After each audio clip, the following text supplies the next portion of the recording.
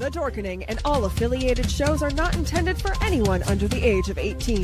The following may contain discussions or scenes that have adult situations, graphic violence, nudity, strong sexual content, and graphic language. This show is intended for mature audiences only. Viewer discretion is advised.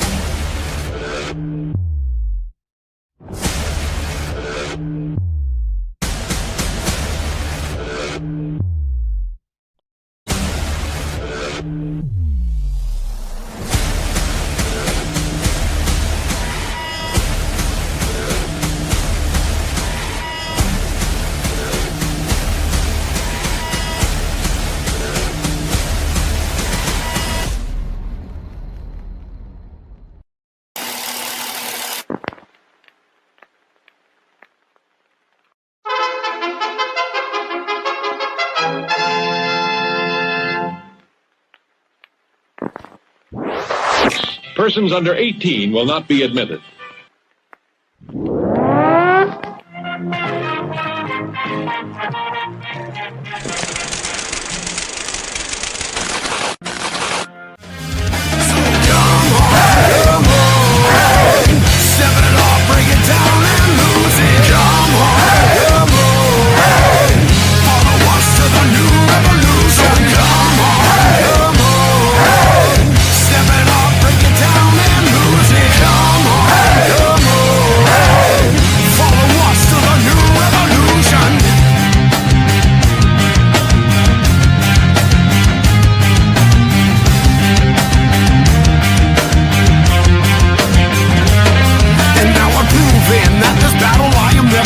I'm choosing to ignore the cuts and bumps and bruises. I'm cruising through these haters, leave them looking stupid. They foolish if they think they'll ever hear my conclusion. I'm through with all these part-timers and their excuses. I'm bruising eagles left and right every time I do this. I'm shooting for the top, no I'll never settle where you did. The future's in my hands, my grip will never lose it. My crew is ready to obtain the absolution, removing any doubt that we was ever fooling.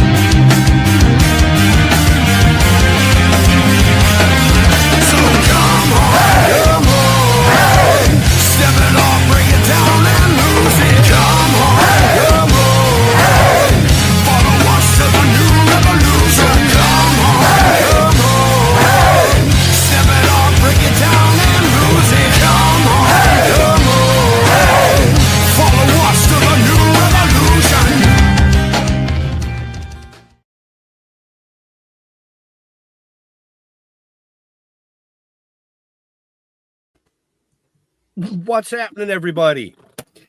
Welcome to another kick-ass episode of Still Toking with. Yeah, we're a little bit late, but that's okay because Did you like the new intro. There's a new intro. I love the new intro. So do I. I've seen it, but we're allowed to be a little bit late when we have a legendary icon. Oh no, we have to put her up in that caliber like we did with Miss Kathy Garver. A legendary icon that we remember we created that category. This amazing guest has done it all. And I mean done it all. She is out of this world. I'm just going to leave it right there. She's out of this world because I can't steal anybody's thunder this evening. So, as always, joining us again here in season 7, the flashy one himself, Mr. Jeffrey Mark. I love the new opening. Season 7, season 2 for me, and thrilled to be here. And what better way to start with the guest we have tonight. And I spent Saturday night with this lady at the showing of her documentary based on her book, which is now Grammy nominated for an audiobook, and all of that at the Palm Springs International Film Festival. You're going to love this hour. You're also going to love the third member of our triad, my buddy Jeff Holman. Welcome to season 7. I can't believe we made it this far. Right? You know, sometimes when you don't want to do something, you just keep on doing it. Does that make sense? You know, just saying. Just saying. Welcome back, Mr. Mark, for our second season. I guess we got to keep you because you're in the damn intro. Yay. So we'll go with that. But yeah, let's get on with the show. We're late enough, let's start. Yeah, Happy New Year. Happy New Year, everybody. And yeah, Miss Carol Connors, welcome. Thank you. Thank you. My gosh, I love that intro. It's fabulously outrageous. Well, thank you. Thank you. Very exciting. Well, I'm very excited to have somebody of your caliber joining us this evening and kicking off season 7. Well, it's great to be here. I'm sorry that I'm not. I'm more like a computer nerd, and I couldn't figure everything out. But thank you for waiting, and we finally did it. You are worth the wait, Carol. Absolutely. A gentleman, I love it.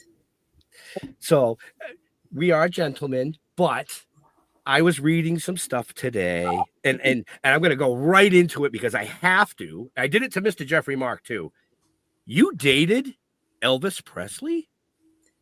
Elvis Presley was my very first love, my very first boyfriend. And it's really an outrageously hysterical story of how we met. Do you want to hear any of it? Oh, absolutely. I got chills when you said it. Jeffrey, I knew that was Jeffrey saying, I want to hear all of it. Okay. When I was, now I'm not jailbait. Okay. So let's get that straight. When I was 16 and a half, a young man heard me sing because he was dating my girlfriend. And we were going into high school. And I would be twiddling my thumbs, which I still do, and singing. And one day he said, I love your voice. I'm going to write a song for your voice. Do you have $10? I said, $10? I don't have 10 cents. I'm not even 17. And he said, well, if you can get it together, you can be in our singing group and I'm going to write the song. So I went to my mom and dad, drove them crazy. My father had been a jockey, not a disc jockey, a jockey. That's in my mind, I'm 6'2", but in reality, I'm 5 feet. So the bottom line finally gave me the $10. And that was a lot of money when we didn't have a lot of money. And we didn't in those days. And we went to the studio and we cut the song. The song went on to become the #1 record in the world. Mm-hmm. It was called To Know Him is to love Him. And it was written by the infamous, brilliant Phil Spector, who was one of the geniuses of rock and roll music. Elvis heard the song. And it was played in Germany. He was in Germany at the time. This is 1958. And he said to the Memphis Mafia, I love that girl's voice. I love to meet her. Translation, I love that girl's voice. I'd love to meet her. He didn't know what I looked like. He didn't know if I looked like Dracula's daughter or Frankenstein's niece. He wanted to meet me because of my voice. So one day I'm in a market and one of the Memphis Mafias comes up to me and says, aren't you the girl that sang To Know Him is to Love Him? And I went, yeah. And I was holding a bottle of milk. He said, Elvis Presley would like to meet you. Well, I dropped the milk. I fell on the floor. I said, sure, right, of course. Well, it was sure right, of course. And I gave him my phone number. The guy's name, he was sort of a creepy guy. His name was Curry. And about 2 weeks later, the phone rings at my house. I gave him my phone number.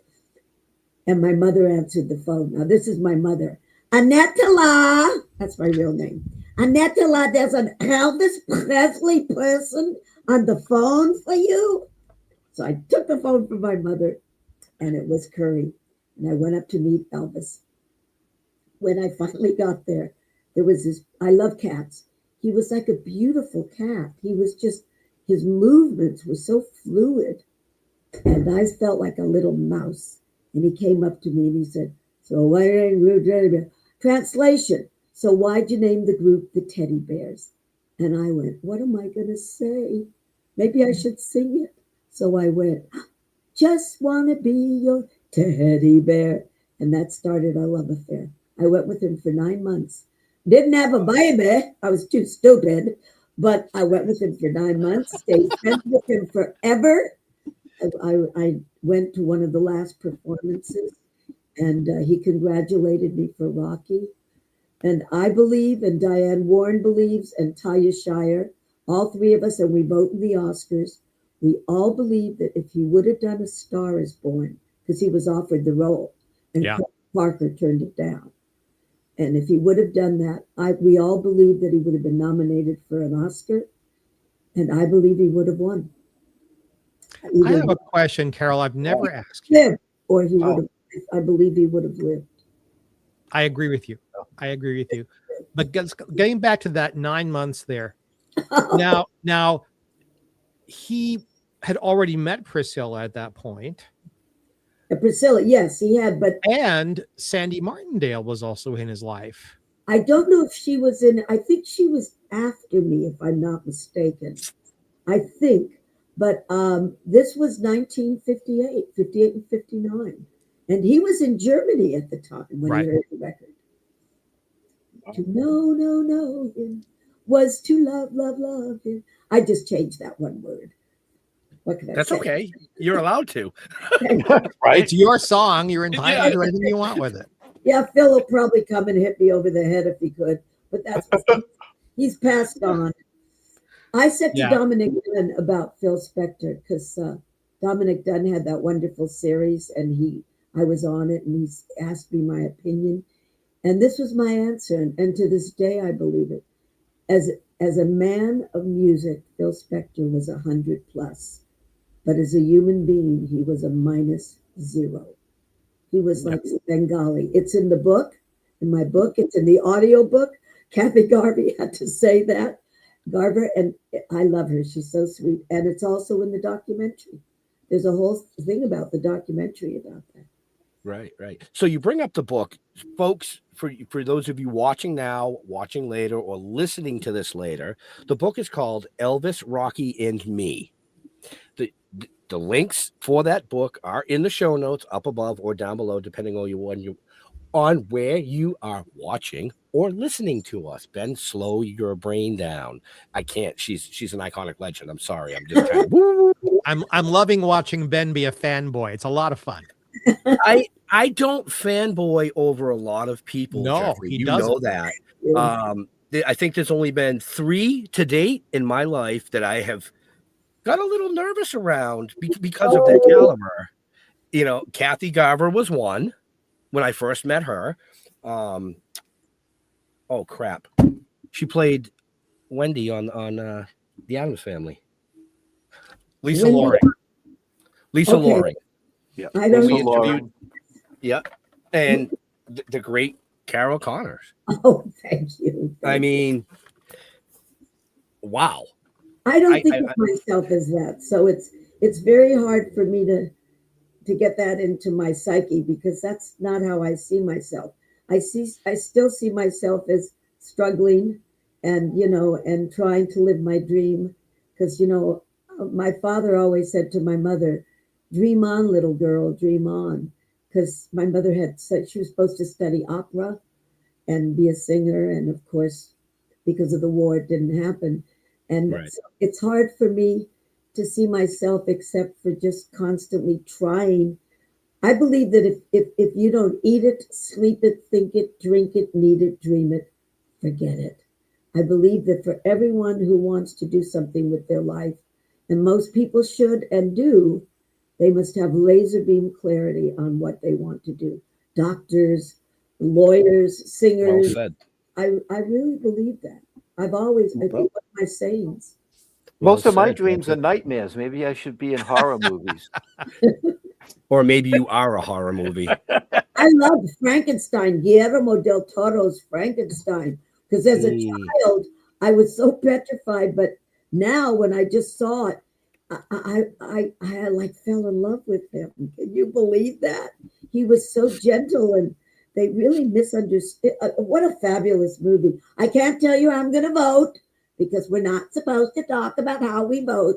But I do love that film. And Guillermo thinks that Rocky is the greatest film ever made. These are his words. He said that John Avildsen, that every frame was a masterpiece, and that there would never be another iconic scene like Gonna Fly Now, where the song takes place. That it just, there will never be another scene. And he said it in front of a bunch of people, so they can verify what I'm saying. So let's remind folks that Struggling Carol wrote the lyrics to that song, and you were nominated for, what was it again, Carol? Gonna Fly Now. Yeah. Gonna Fly Now. What were you nominated? What nomination did you get for that? Well, let's start with the Oscar. There we go. And then the Grammy. Right. And now I'm up for another Grammy with Kathy Garver and David Longoria. But wait a minute, it's 48 years since my last Grammy. 48 years. That's like a lifetime sometimes. Isn't that amazing? It's 30 years for mine, so I get it. I love the way the two of them say, it's been like 48 years since my last Grammy nomination. And like little old me is sitting here going, I ain't never going to see a Grammy nomination. Like, what is that? Well, I've had 11 nominations. So I'm really, I'm the Susan Lucci of the music industry, I've decided. No comment. I love it. I know. I love it. And I'm going to hear that later when my wife rewatches this. She's going to go, oh, poor Susan. Yeah. Poor Carol. Yeah, thank you. I think she finally did win it. Yes, she did. And I so think will they you. felt bad. Gave it to her. So I wanna ask you about, you said you're a cat lover. Why are you a cat lover, and are you actually a cat lady? I have two Abyssinians. Oh, And nice. they're very Nice. beautiful. They look like little mountain lions. Mm-hmm. And their names are Music and Star, who's truly a little star. They were music and lyrics, but lyrics passed away. I just think they are the most exquisite animals, and I love their independence. I just adore them. I mean, I can't take my eyes off my Abyssinians because they're so beautiful. They are beautiful. They are beautiful, but they have the ears that could like fly over Burbank with those ears. They have enormous ears, you know. And the first time I saw one, I didn't know what it was. I thought it was a fox. I was on a dock on a bay. Why didn't I write that song? So I was on this dock on this bay, and I heard this thing. They don't make a lot of noise. And I turned around and I was like really frightened for a second. But I went back every day and I fed it. And I went to its, where it was on a yacht, of course. And I went to the owner and I said, what is it? He said, well, it's an Abyssinian. And I said, well, I want one. And he said, well, you have to buy one. And I said, buy a cat? And he said, yes. And I said, well, how much is it? And he said, $300. And I went, I don't have $300 to buy a cat. Now they're much more expensive. But They're in the thousands now, yeah. If you go to my website, there's some really beautiful pictures of my Abbeys. And Yeah, they're gorgeous cats. Her they cats. are just, Nice. and they're very Right. smart. They're very smart. And I've Well- told the boys, so they think I'm, you know, they used to think I was Elizabeth Taylor in a bathrobe. And now that I've changed my hair, they think I'm Marilyn Monroe in a bathrobe. You know, what can I say? Either way, it I works. am off the wall. Well, I asked because I'm a cat guy, so Yep. Oh, you are. I which one is talking? I'm supposed to look at my that was hair. me. Yeah, I have a snow savanna. A what? It's called a snow savanna. I think I know what it is. I'm immediately going to look it up after the interview. Yep. It sounds beautiful. Yep, white and spotted. Well, I Yeah, guess it would be white. I don't think it would be another color if it's called snow savanna. Here's a nice segue while they're laughing. Speaking of sounding beautiful, you and I shared a special moment Saturday night. Not just you and I, but you and I and a bunch of folks. They screened at the Palm Springs International Film Festival your documentary. Yes. Elvis, Rocky, and Me, Yes. which is a brilliant film. I loved it so, seriously loved it so. And I was sitting with the director and the money guy. Yeah, and now Alex was the director, Alex Rotaro, who Yeah. won many awards. Yes. Yeah, so Alex was sitting right behind me, and anyway, so hearing the commentary even enhanced the film. At the end of the film, you came out, did a little Q&A, Yes. and you sang. Yes. You sang a song that you wrote a very long time ago for Elvis. Would you please tell the story of the song? And I want to tell you, I was concerned. Like, what is it going to sound like? Your voice was strong and clear and beautiful, and everyone in the audience loved it. Oh. You really, really, really need to go into the studio and record it. Well, it's in the documentary. I know, but you need to release it as a song. Well, I wrote it the night that Elvis died, which was August 16th, 1977. I sat down at my piano at 4:00 in the afternoon. And from 4:00 in the afternoon till the morning, 4:00, I never petted the kitties. I never took a bathroom break. I never drank. And I don't drink, but I never had a drink of water. And I wrote this song. And I do believe, and I'm not a spiritual nut or anything, but I believe that somehow Elvis was still with me, because I was so upset. Oh my God. I was in the Polo Lounge when I heard, and I started crying. But I believe that he was still there, because when I finished the song, a great peace came over me, which does happen when you write, but it was a little bit more than normally what I feel. And I played it for David Longoria and for a couple other, major composers in the Oscars and our music branch. And everyone has looked at me when I have finished it and said, Carol, how did you come up with those chord changes? And I don't know. They were just there. And I believe that Elvis guided me to those changes. And the song it's sort of an honor of the love affair I did have with him. It's called You Loved My Night Away. And thank you about saying how I sounded, because, I was telling Dahlia Heyman, who's one of the producers of the film, I said, there's songs that you love and songs you want to sing that you wrote. Like I love With You I'm Born Again. Come bring me your softness. It was a #1 record, Billy Preston and Syreeta. And I love singing it. But I never have the feelings of anything I have ever sang as I do when I sing You Loved My Night Away. Maybe Elvis just guides me. I don't know, but it is different than other songs that I've written, that I have sang. Because when one sees someone who's been singing for a very long time, like you have, like I have, you a little bit longer. And you wonder, how is the voice still holding up without electronics, without backup singers? You were singing to a track. Yes. It was so clear and crisp and on tune, and you took your breaths in all the right places. You could feel the entire audience was like, son of a bitch, she still got it. Listen to her. Oh, thank you. So please know that it wasn't just it was everybody there. Well, I did turn around when I was leaving, and I did see that there were a lot of people standing. And when everybody was standing. Thank you. When I introduced it at Graceland, the first time I'd been to Graceland was this year. I mean, women were crying.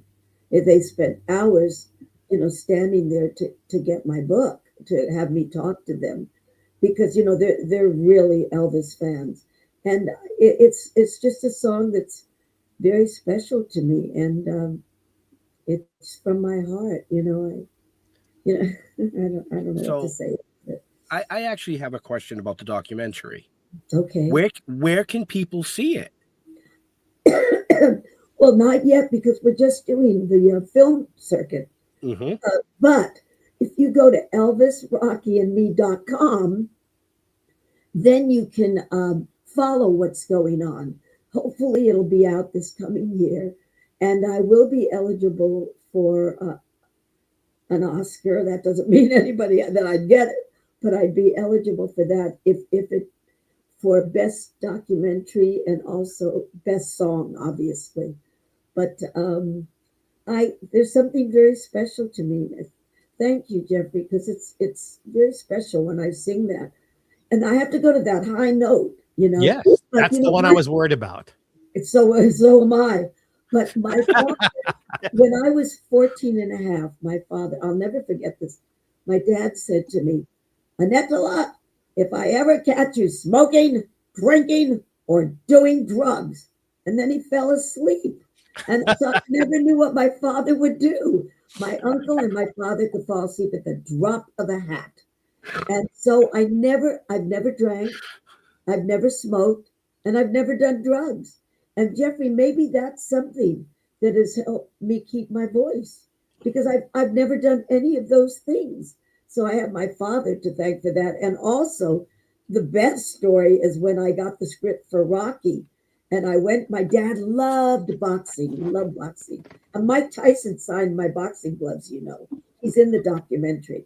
So I went to my dad with the script, and I said, Daddy, I just got a script about a boxer named Rocky. And my father went, oh, Rocky Marciano, great heavyweight, do the film. I said, no, not Rocky Marciano. He said, who? I went, Rocky Graciano? And and I said, no, not Rocky Graciano. He said, well, who's it about? And I went, it's about a guy named Rocky Balboa. He said, never heard of him, do the film anyway. So I did. Is that amazing? My dad was so cool. And my mother and father they understood that I had this dream and that nothing was going to deter me, that I was going to do it. And they either went along with it. I'm not going to get married and live in a house with a white picket fence. I am going to pursue my music. And they allowed me to do that. And in those days, as Diane Warren says about me, you were a trailblazer. And as I say about her, you're the GOAT, G-O-A-T. Ooh, Yeah, for the daughter. I think Elvis is. That's the door that the door just slammed. For the daughter of Eastern European Jewish immigrants, that kind of a life was a shanda. A shanda, which is a Yiddish word for a shame on the family. Until I took him to the Oscars. Yeah, then it's still the difference. Then it's okay. Then I have a question about Gonna Fly now. The question is, were you told more or less what they wanted to convey musically, or did they show you some footage and said, we're going to put music to this? So what came first? Was it your words or the footage? It was, we went to a screening room and it was a rough cut. So Jeffrey, if I were to throw you a punch, you would not hear it. Okay. Right. You'd see it, but you wouldn't hear it. So there was a song that started the film. It's known as a temp track. And there was a song and it went, he's got a Sunday punch that will put you into Monday. So I looked at Bill Conti and I said, why do they need us? That's not bad. And Bill Conti said to me, shut up, Carol. There was Stallone and there was Sasha and everybody was there. Robert, Chardoff, the late Robert, Irwin Winkler. So everybody was there. And we all left and they came to my house. And Bill Conti sat down at the piano and went, ba, ba, ba, ba, ba, ba, ba, ba, ba, ba. And I thought, what is anybody going to write to that? And everybody left my house. And I went into the shower. And all of a sudden, I could see the film and the montage and everything happening before me. And I called up Bill. In those days, you could take your phone into the shower with you. Wasn't a cell phone. And this is 50-year anniversary of Rocky. I just thought you'd like to know that. So I took the phone in with me and I called Bill and I said, Bill, I know what life's about. I know what the film's about. I know what the song's about. And he said, where are you? I said, well, I'm in the shower. He said, are you with anybody? I said, Bill, if I was with somebody, would I be calling you? I'm Scorpio. And he said, give me the line before you electrocute yourself, Carol. And the line was, gonna fly now. Because at that moment in time, as Guillermo del Toro said, when he put up his arms and he put them in slow motion and he stood on top of the steps after climbing those steps, he could win, he could go the distance, he could do anything anybody sets their minds to doing, and he could even fly because his arms were up, and that's where it came from. Impressive. I knew the story, but I wanted you to tell it. Wow. That's Impressive. That's the story. And the song that was written, that is, he's got a Sunday punch, was written by Frank Stallone. Oh, Isn't that amazing? But, the thing is, at that point, Rocky Sly was just starting. Right. So he didn't have a lot of control over everything. So they asked him recently, well, at the Kennedy Centers, when he was just honored, Bill Conti conducted and he played the theme from Rocky. But they asked him once, well, why do they always play the theme from Rocky? And he said, they have to. I think that's funny. And when the Pope landed in Philadelphia, not this Pope, but the previous Pope, they didn't play Ave Maria. They played the theme from Rocky. Can you believe that? Wow.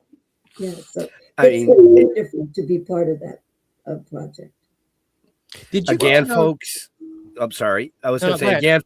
again, folks. Now you know why at the beginning of the show we said legendary icon.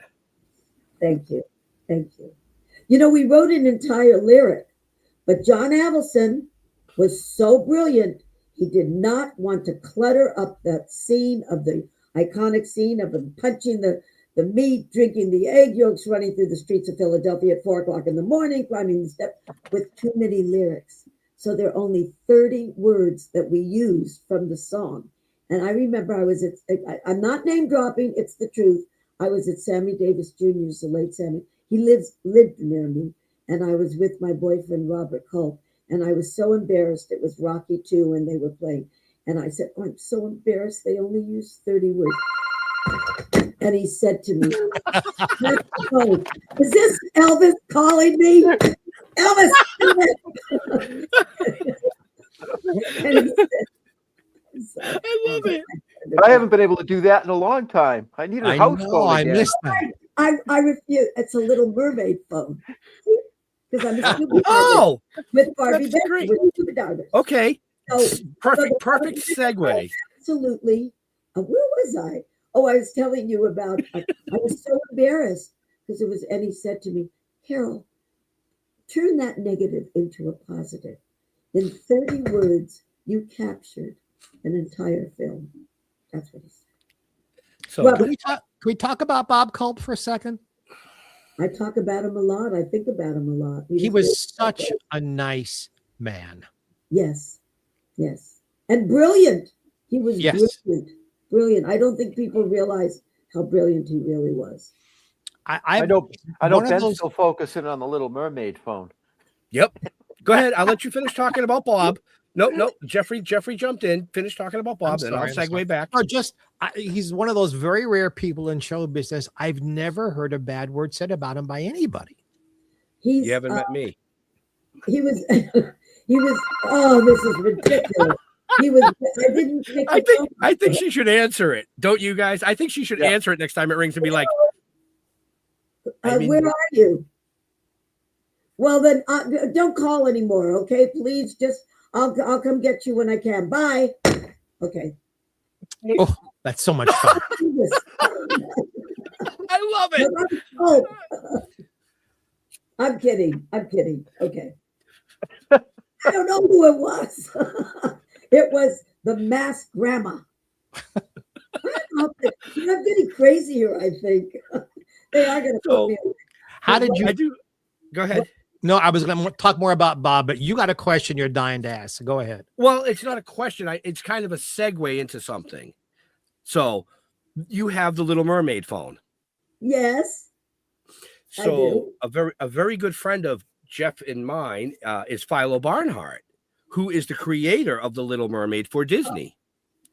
Well, one of my Oscars, I wrote the music and lyrics to Walt Disney's The Rescuers.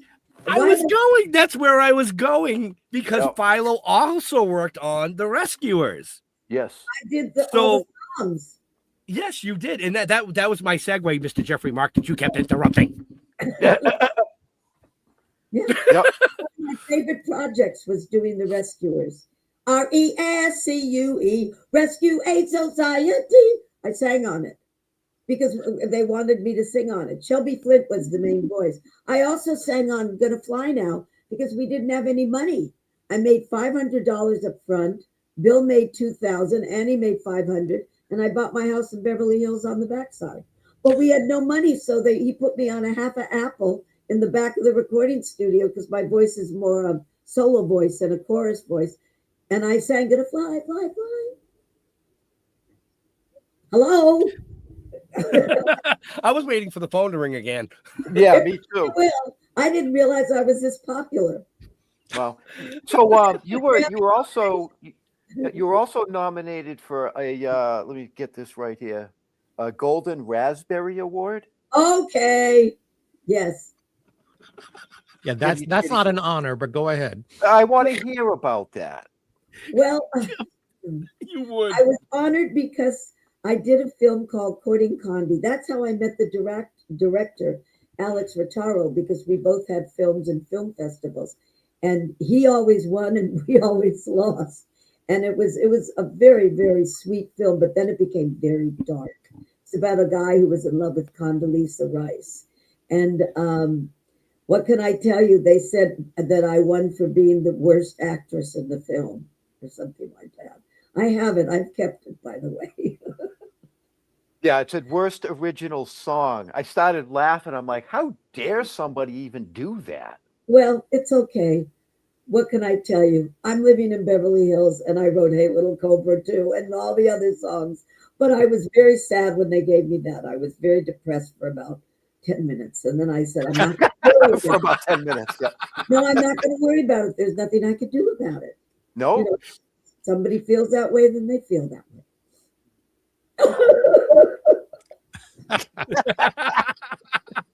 Golden raspberry. And I don't eat raspberries because I'm allergic. So I don't eat. Yeah, I don't eat. I can't have cut flowers in the house. I only have orchids. So if you'd all like to send me an orchid plant, I'll accept it. I'm not a Scorpio for nothing. Trust me. Hello? Okay. Well, the Scorpio makes sense. Now I see it. Right? 13, born on a Friday. Oh. Can't get more Scorpio than that. Yep. No. Okay. Well, that answers a lot of questions. Right. Carol? I feel like I'm being attacked. Where does the film go from here? What film festivals are coming up for you? Well, I know that we're doing Miami, and then we're supposed to be doing Boca Raton. South by Southwest wanted us, but the producers, Chip Rosenblum and Dahlia Heyman, gave it, you have to make decisions. Luckily, I'm not the one making those decisions. And it went to the Palm Springs International Film Festival. So I don't know if we're going to be doing that. Of course, I wouldn't mind going to the Cannes Film Festival or I think they're maybe submitting to Tribeca and also to Santa Barbara. So I don't, I'm not involved in that. Wherever they, my Rocky Road, boxing gloves, and voice will travel. Just send me where you need me. She has sequin boxing gloves. Yes, but I use the one that Mike Tyson signed when I come on stage because I think they're so cool. He's really a very special human being, very nice in many ways, very reflective about his life. I know I'm supposed to be looking for camera, but I like looking at you guys. How did Mike come into your life? He came in through a friend named Roy Hahn, and Alex and also Dahlia and Chip so thought it would be brilliant for him to be a part of a film that has to do with a boxer and is called Elvis, Rocky, and me. So the bottom line is they approached him and I met him. I signed a Rocky album, an album to him. Wow. And his wife, she makes a lot of the decisions with him. And they said yes to him being in the film. So he's in the documentary. And he loves With You, I'm Born Again. The song I sang a couple bars. Woman, don't you know with you, I'm born again. Excuse me. I'm talking too much. Nope. No, you're not. Not No, at you're all. not. Not at all. Wow. Is it true that they talked about this a lot Saturday night at the festival, that it really took 10 years to make the documentary? Yes, it did. And a lot of the reason was COVID. What was that, about 3 years of it? When you really get down to it. And it just took forever. And then clearing the songs and getting everybody. And it was not easy. And Steve Bergsman, who wrote the book with me, I would dictate every single 2 times a week for an hour, like 8 to 9. And I tell him these stories, and he actually put the book together. I'm not a book writer. I'm a songwriter.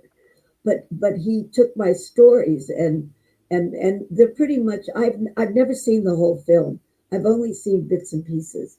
But he has put it all together in a way that spans the decades of my life of music.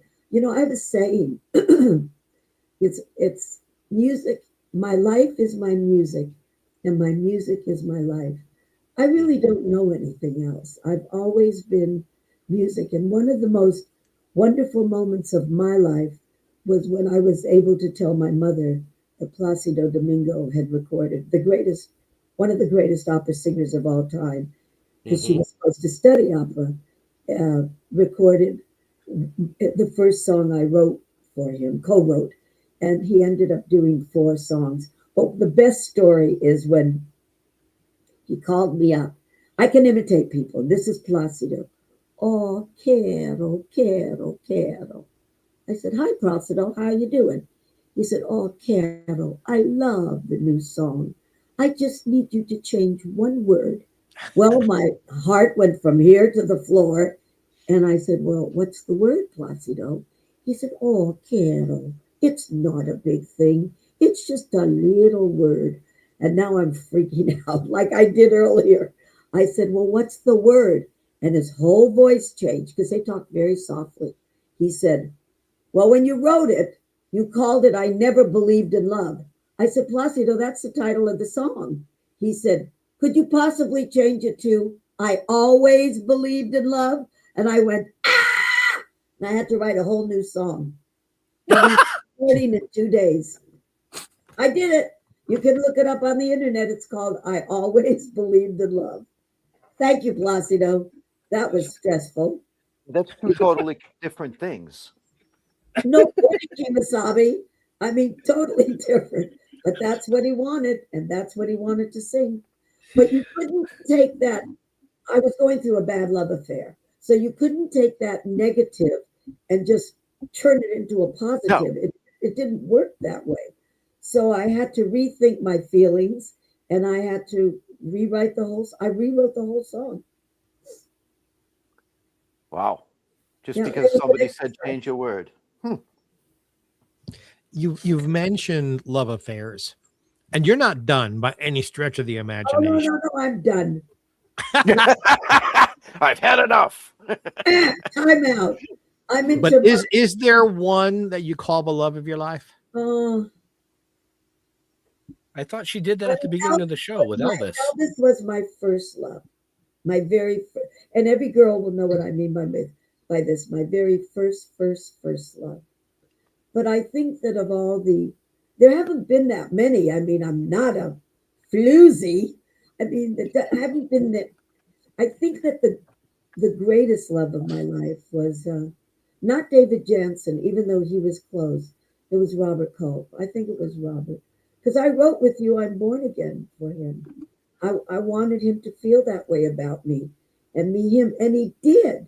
But I wanted to change the second line because, David Shire and I, when we wrote it, there was, it goes, come bring me your softness, comfort me through all this madness. And I didn't think that it rhymed and it scanned properly. So I said to Robert, I'm going to change that second line. And he said, if you change it, don't tell anybody you wrote it for me. It put the fear of God in me. So I never changed the line. And to this day, I have him to thank for that. Because if you look at our lives today, come bring me your softness, comfort me through all this madness. We're still going through it. So it's become, according to ASCAP, and my friend who one of the big Marky Marks, Loretta Munoz, it's one of those great lines, which touches me. Wow. Yeah, I'm a little blown away. Right. Just a little bit. Just a little So bit. I don't know if this is true or not, but I'll ask the question this way. Do you still scuba dive? I was going to go there. Barbie and I were scuba diving with Jean-Michel Cousteau in Fiji, and we did a layout. And Barbie is Barbie Benton, in case you didn't pick that up. I'm sorry, yeah, like the love of Hugh Hefner's life. And we were diving. People, my doorbell's ringing. And we were diving, and I ended up making the cover of Skin Diver magazine. And I said, Barbie, I have some good news and some bad news. And she says, well, what's the good news? I said, I made the cover of Skin Diver magazine. And she said, what's the bad news? And I said, you didn't. We were in 80 feet of water, the most beautiful soft coral with Jean-Michel. It was absolutely incredible. It was incredible. It was so beautiful. But I haven't been diving since COVID. That was the last time I dove was before COVID. Hopefully soon. Should we? Soon. I was going to say, should we allow her to go answer the door real quick? Well, I've got to be at an event in a couple minutes, but I'm having so much fun. What do you want me to do? Oh, hello. Hello. I don't know what's going on. This is a madhouse. I live in a madhouse. I love it. Yeah, that's probably the person at the door. Probably. What should I do? You tell me. You take a vote. What do you want me to do? Well, you have a beautiful home, the house that Rocky built for you. Yes. Yay, yo, slide. Wow. Yes. You mentioned Barbie. You want to talk about Hef for a couple of minutes? What should I do? I mean, hold on. Go answer the door. Go answer the door. Go ahead. Okay. Yeah. She keeps slamming the phone down. It's probably the police doing a wellness check. Right. Well, like I said, the person at the door, where are you? Well, I think she said she has an event to go to. Yeah, she does. Yeah. So we should probably wrap it up. Yep. But let's let her come back at least. She's going to be in the car. Probably Here gonna be- she comes. Okay, Miss America. Okay. About Barbie. We're about Hef even. I adored Hef. Hef adored me as what we were. He loved my talent. He loved Disney. He absolutely loved Disney, and we got along so well because of of the Rescuers and my affiliation with Disney. And he was such a movie buff, and he was so smart. He was so smart. Look what he created. And he once said to me, and I have never forgotten it. I told Barbie this. He said to me, Barbie was the singularly most intense romantic relationship of his life. That's a heavy statement. We're talking about Hugh Hefner, in case you don't know what we're talking about. Sorry. Yes. No. That's my job, is to interpolate everything for everybody. And Interpolate. when Well, I Hef, do that. Yeah. when Hef died, when Hef died, ABC News called me because they knew that Barbie was my best friend. They said, we really need to get a quote from Miss Benton. Would you call her? And I said, why me? And they said, because, you know, we don't have a number and we know that you're best friends. And I think you should, but it was early in the morning. We think you should break the news to her. And I called her and I said, Barbie, I have to tell you something. And she's, you know, she was asleep. And she said, well, what is it? And I said, Hef died. And she was crying, but she was a trooper. She gave them a beautiful quote about him. She loved him and he loved her. And I loved them both. I love her as a friend, but I adored him. He was very kind to me. So To me, you mentioned, I'm sorry, you mentioned you have an event to go to. Yes, I do. Do you want to plug that? Well, we're glad you're having fun, but we don't want to keep you all night either, or all afternoon. They're going to kill me. Yeah. Yeah. Do you want to plug the event that you're going to?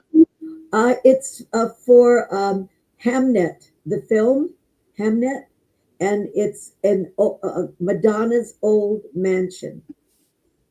They're having a party, and because it's pre-Oscar time. And everybody is trying to get everybody's vote. And, you know, it all stops in a couple of weeks. But they think that, you know, I don't think that I'm going to be influenced by a shrimp cocktail. I think I'm going to be influenced by what's on that screen, if you know what I mean. So I do have to be there at a certain time. What time is it? I don't even know. Oops. It's 5:17. Yeah, I was going to say it's 3 hours back. So it's about 5:15 your time, right? You're in LA. I better go pretty soon. Are you going to miss me, guys? Oh, well, yes. I'm not going to miss you because you and I are having dinner when you get back from Miami. Oh, yes. When I get back from Miami. And then the Grammys are February 1st, as you know. Yes. That's a whole other thing. And I just went to the dentist today and I better stop eating those Butterfingers. Okay. You know. Oh boy. Well, thank you so much for doing this. I loved it. And I'm so sorry about the beginning. I hope that don't be. mess up anything. No. Your outfit, Jeffrey. I want your outfit. Next time you're in Palm Springs, we're going to go shopping together. Okay. I hope I may go back there around Super Bowl time. Okay. I had more fun doing the cooking show with Chuck. Yeah. Oh my God. I had more fun. And we made my Auntie Carol's CCC's chocolate chip chippers, some with peanut butter, just in case Elvis may drop by, because he may have left the building, but he hasn't left my cookbook or my heart. This is the Palm Springs Baker. He has a local show here. It's wonderful. It's so fun. I had such a good time. Yeah. I saw Ben's jealous. So I was drooling over the chocolate chip. And then when she added the peanut butter. I won a contest. I won the Ladome cook-off. I made Auntie Carol's You Can Hardly Bear It carrot cake.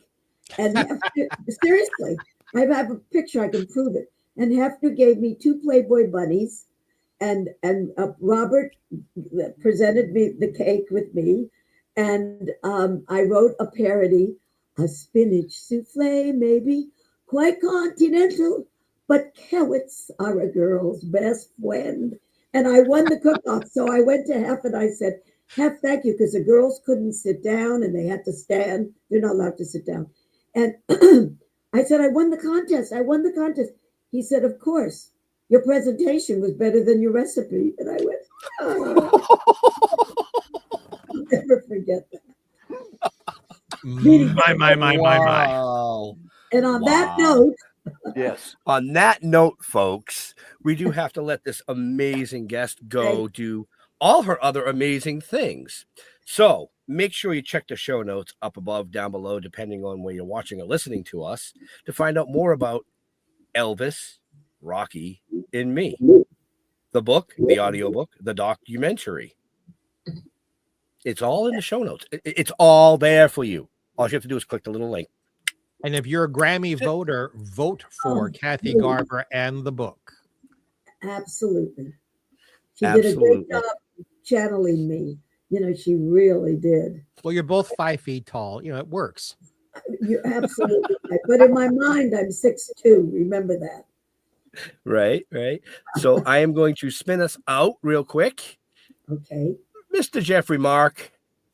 Yes, where can sir. people I've told everybody where they can find our amazing guest on the socials, which is Yes. the website. So where can we find you? My socials, Facebook, Jeffrey Mark, as it's spelled right below me, or if you're just listening, it's GEOFFREYMARK, or Jeffrey Mark Showbiz on Instagram. And if you want to see more of me, I have a show. No. I have a show. Jeffrey Mark Plays Ella. Every week we play the music of the great Ella Fitzgerald on a theme, and I tell you insider stories. It is a video podcast, and it's available everywhere, every channel, every platform you are watching this show, and it is produced by Ben for us, and Jeff sprinkles his love on it. So we have a show, and we have socials, and we have Jeff Holman. Go to stilltoken.com.